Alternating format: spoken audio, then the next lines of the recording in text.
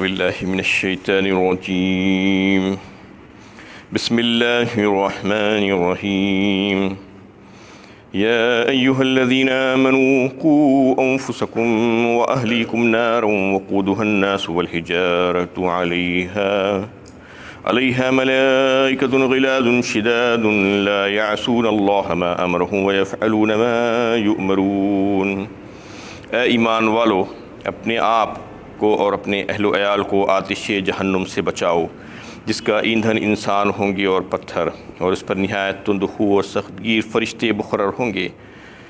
اللہ تعالیٰ انہیں جو حکم دیتے ہیں وہ اس کی نافرمانی نہیں کرتے، اور جو حکم بھی انہیں دیا جاتا ہے اسے بجا لاتے ہیں۔ یہ سورہ تحریم کی 6 آیت ہے۔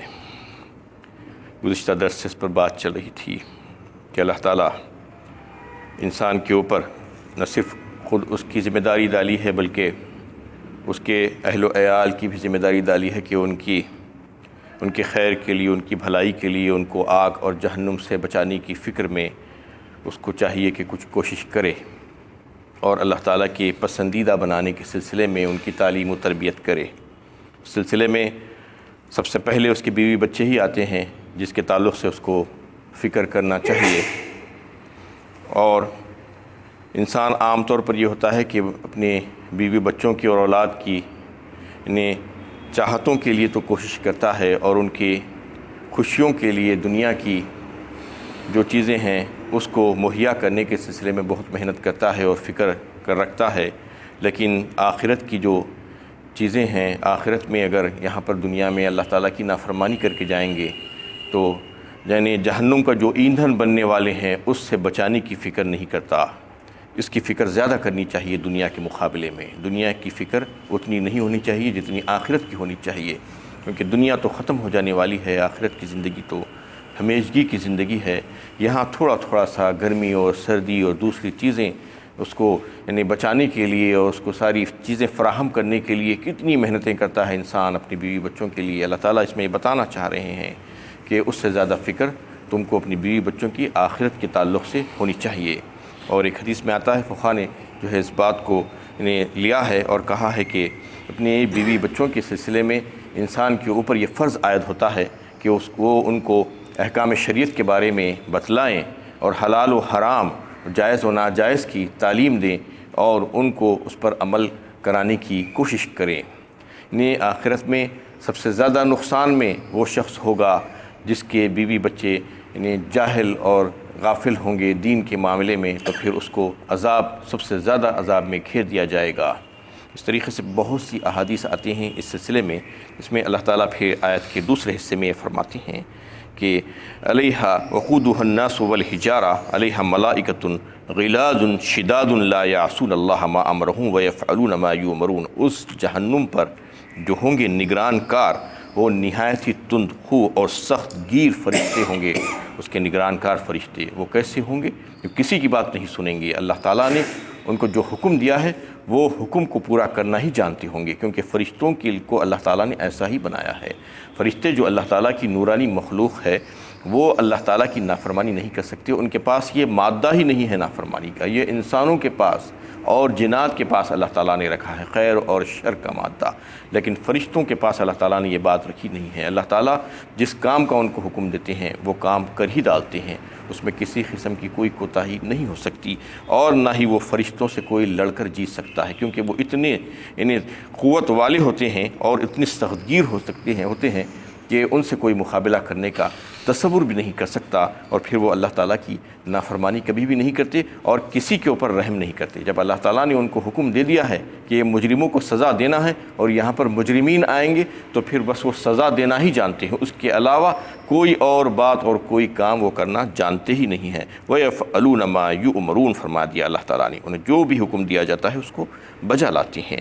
یا ایھا الذین کفروا لا تعتذروا اليوم انما تجزون ما کنتم تعملون۔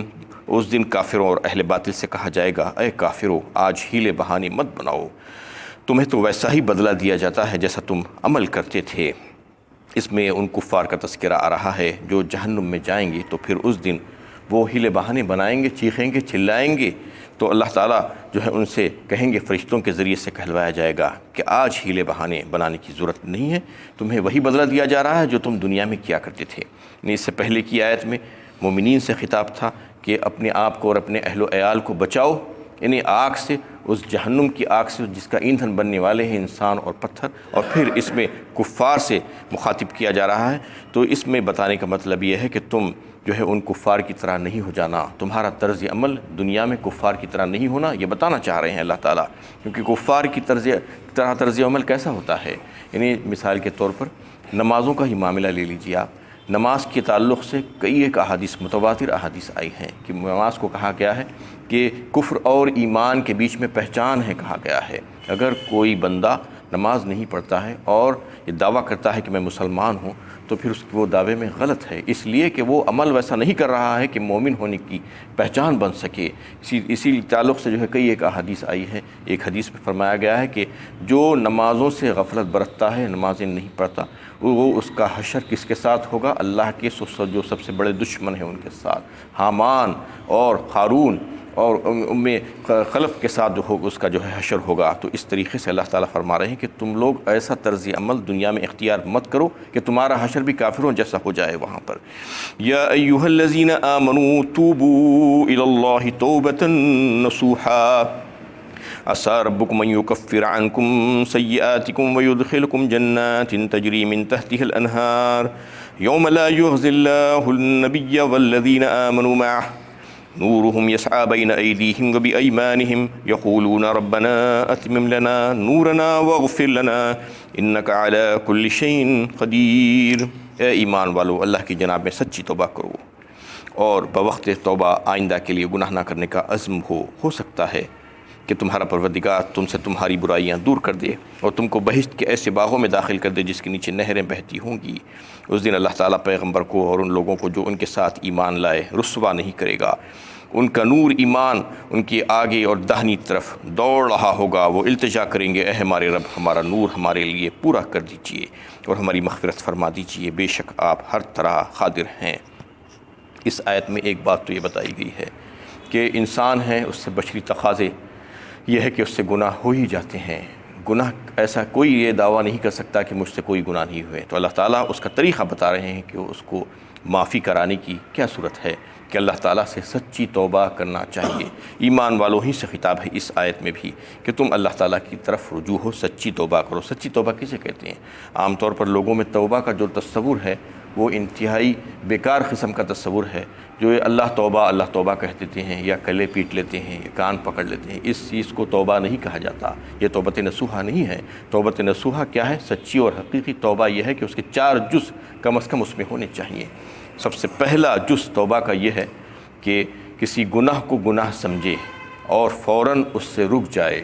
اگر آپ کو یہ بات سمجھ میں آ رہی ہے کہ یہ گناہ ہے، اللہ تعالیٰ کی نافرمانی ہے، تو پھر اس کو گناہ سمجھ کر فوراً اس سے رک جانا چاہیے، اور پھر یہ کہ آئندہ نہ کرنے کا پختہ عزم و ارادہ جو ہے آپ کے پاس اس کے تعلق سے ہونا چاہیے۔ یعنی گناہ کو گناہ سمجھنا اور آئندہ نہیں کرنا، یہ پختہ ارادہ ہونا چاہیے۔ اور حقوق کے سلسلے میں جو آپ نے جو کوتاہیاں کی ہیں، حقوق اللہ ہو یا حقوق العباد ہو، تو اس کے سلسلے میں اس کو پورا کرنے کی حتی المقدور کوشش کرنا چاہیے۔ حقوق اللہ میں بھی نمازیں، روزے، زکوٰۃ وغیرہ جو بھی چیزیں جو ہے جو قصور ہو گئے ہیں، جو کمی ہو گئی ہے، اس کو حتی المقدور پورا کرنے کی کوشش کریں۔ اور حقوق العباد کے سلسلے میں بہت زیادہ خیال رکھنا ہوگا۔ اگر کسی کا حق مارا ہے تو فوراً اس کو لوٹا دینا چاہیے، اور کسی کے ساتھ زیادتی کی ہے تو اس سے معافی مانگنا چاہیے۔ کسی پر ظلم و زیادتی کی ہے تو جو ہے اس سے معافی مانگنا اور اس سے معاف کروا لینا چاہیے۔ یہ تمام باتیں توبہ میں ہونی چاہیے۔ یعنی نہ صرف رک جانا، نے اس کو گناہ سمجھنا، اس کو نہ کرنا اور پھر نہ کرنے کا عزم و ارادہ کر لینا، یہ ساری چیزیں اگر نہیں ہوں گی تو یہ توبہ مذاق بن جائے گا۔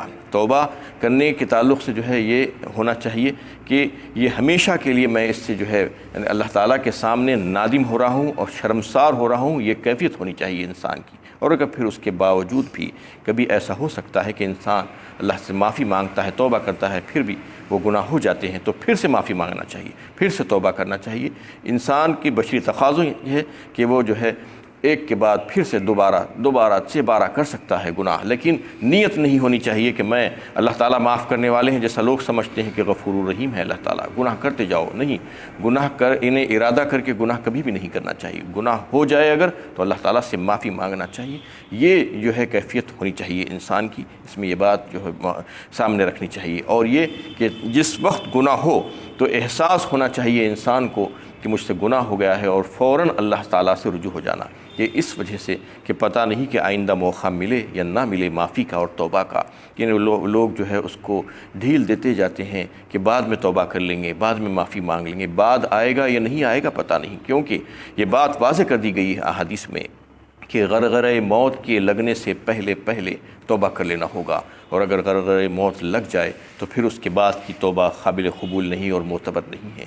غرغرہ موت یہ ہے کہ اس دنیا سے نکل کر آخرت والی زندگی کے آثار جو ہے ظاہر ہو جاتے ہیں، جب نمایاں ہو جاتے ہیں، وہ جب مرنے والے کو وہ نظر آنے لگتے ہیں، وہاں کی چیزیں، وہاں کے فرشتے اور جنت اور دوزخ سب چیزیں اللہ تعالیٰ مغیبات سے جو ہے پردے ہٹا دیتے ہیں، سب نظر آنے لگتا ہے، تو وہ وقت ایسا نہیں ہوتا ہے کہ ایمان لانے کا یا توبہ کرنے کا، اس سے پہلے اللہ تعالیٰ حکم دے رہے ہیں کہ تم اللہ سے معافی مانگو، شرمسار ہو جاؤ، نادم ہو جاؤ، اللہ سے معافی مانگ کر اس کی طرف رجوع ہونے کی کوشش کرو تو اللہ تعالیٰ معاف فرما دیں گے۔ عسیٰ ربکم ان یکفر عنکم سیئاتکم ویدخلکم جنات تجری من تحتها الانہار۔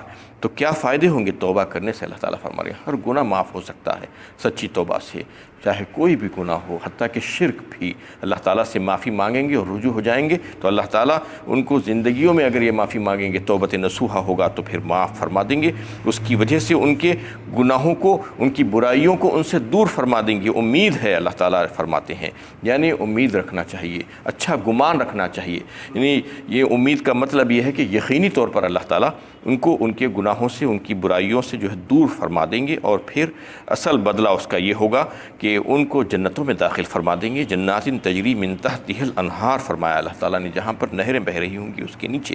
یوم اللہ یخزی اللہ النبی والذین آمنوا معہ، یعنی اس دن اللہ تعالیٰ پیغمبر کو اور ان لوگوں کو جو ان کے ساتھ ایمان لائے رسوا نہیں کریں گے۔ نورہم یسعی بین ایدیہم وبایمانہم یقولون ربنا اتمم لنا نورنا واغفر لنا۔ اور پھر نور کا تذکرہ آیا ہے جو سورہ حدید 27ویں پارے میں بھی اللہ تعالیٰ نے اس نور کا تذکرہ فرمایا تھا۔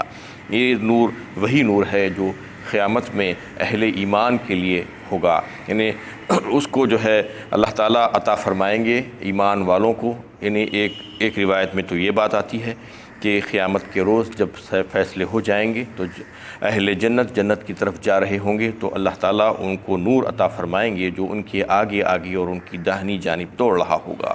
اور ایک روایت حضرت جریر رضی اللہ تعالیٰ عنہ جو ہے اس کو بیان فرمائے ہیں، اس میں یہ ہے کہ وہ نور پل صراط پر گزرنے سے پہلے دیا جائے گا تو اس وقت پل صراط پر اہل ایمان آسانی کے ساتھ اس کی روشنی میں گزر جائیں گے، اور جو جہنم میں جانے والے ہوں گے وہ تو گھپ اندھیرے میں ہوں گے، ان کو ہاتھ سجائی نہیں دے گا، اور وہ گر پڑ رہے ہوں گے، ٹھوکریں کھا رہے ہوں گے، چیخ چلا رہے ہوں گے، رو رہے ہوں گے۔ ان کے رونا اور ان کی آہ و فغاں سن کر اہل ایمان پریشان ہو جائیں گے، ان کے دل پر خشیت طاری ہو جائے گی، اور اس وقت وہ ان کے اپنے قصوروں کا جو احساس ان کو ہوگا، اپنی غلطیوں کا احساس ہوگا، اس وقت وہ اللہ تعالیٰ سے رجوع ہو جائیں گے، اور پھر اللہ تعالیٰ سے فوراً معافی مانگ کر اس سے یہ دعا کریں گے کہ ربنا اتمم لنا نورنا واغفر لنا، اے ہمارے رب ہمارے نور کو ہمارے لیے پورا کر دیجئے۔ یعنی اس کا مطلب یہ ہے کہ جو نور ہم کو جو دیا گیا ہے اور اس کی روشنی میں ہم یہ راستہ جو طے کر رہے ہیں،